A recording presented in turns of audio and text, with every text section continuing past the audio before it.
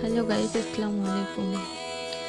আমাদের ঘাড়, গলা এবং যেখানে যেখানে কালো দাগ আছে এবং পুরো বডি মাত্র 2 মিনিটে ফর্সা করবে এই ফেস ওয়াশটি।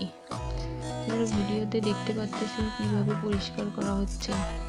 যারা যারা নিতে চান তারা এই নাম্বারে যোগাযোগ করুন।